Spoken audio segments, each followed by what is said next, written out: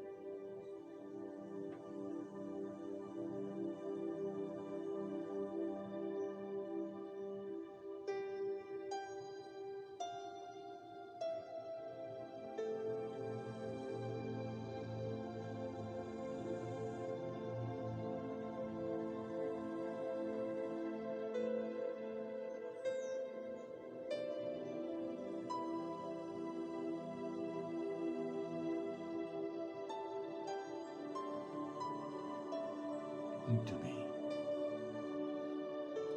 Este tema é um tema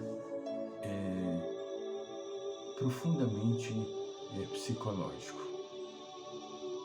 É uma faceta que a doutrina espírita nos oferece para podermos conhecer nós mesmos, fazermos um trabalho de autoavaliação, de autoconhecimento, e tendo a coragem verdadeiramente de enfrentar este elemento que recebe o nome de culpa, e que, se nós não trabalharmos com acerto, ela vai desencadear uma série de outros distúrbios emocionais que derivam deste processo.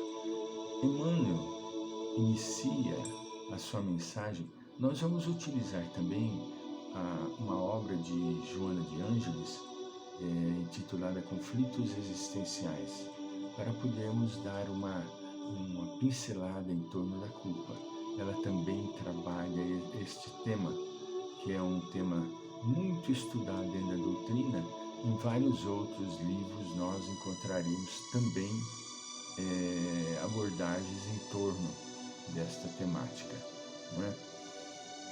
Mas Emmanuel inicia a mensagem assim nos dizendo: quando fugimos, olha só, ele já inicia dando-nos um diagnóstico. Quando fugimos ao dever, quando abandonamos o dever, precipitamos-nos no sentimento de culpa, do qual se origina o remorso. Olha só, com múltiplas manifestações, impondo-nos brechas de sombra aos tecidos sutis da alma. A culpa, quando nós fugimos ao dever, isso é muito comum. Isso é muito comum. A pessoa chega e diz assim: não tolero. Não é possível continuar assim, não vou continuar mais. Ponto. Fugiu ao dever que teria que cumprir. Não é fraqueza, não é irresponsabilidade, a pessoa não está preparada emocionalmente, porque o dever, ele vai afunilando lenta e gradativamente os testes para depois abrir as grandes possibilidades que o espírito possui de engrandecimento espiritual, porque a finalidade da nossa vida é nada mais, nada menos do que plenitude. Só atingiremos a plenitude depois que lapidarmos o nosso espírito e com isso procurarmos eliminar arestas, eliminar dificuldades. Joana de Ângeles, no seu livro citado, ela traz no 6º capítulo o tema culpa também, desafios existenciais, né? Ela divide em 3 facetas que eu acho muito interessante a gente comentar. A primeira é a psicologia da culpa. Nós dissemos, é uma área total voltada para a psicologia, porque nós somos criaturas extremamente emocionais e trazemos a nossa psique grandes marcas, registros. Quantas vezes nós já citamos sobre o inconsciente coletivo, estudado por Carl Gustav Jung? São registros que nós temos lá. Ele se separou de Freud, retomando a fala, porque Freud não aceitava essas citações do coletivismo do inconsciente. Ele falava sobre o inconsciente coletivo, mas sobre um outro enfoque, sem a profundeza de Jung. Ele não teve aquela coragem de falar da reencarnação, mas ele falava das vidas passadas. Ele foi estudar em outras localidades. Joana de Ângeles, ela nos diz assim sobre a psicologia da culpa. 2 são as causas psicológicas da culpa. 2.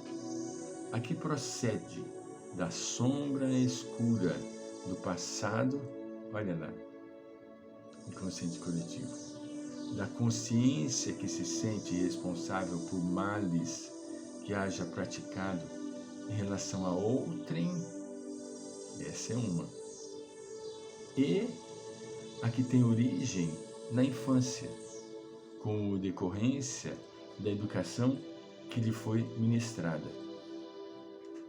Veja bem, o passado falando alto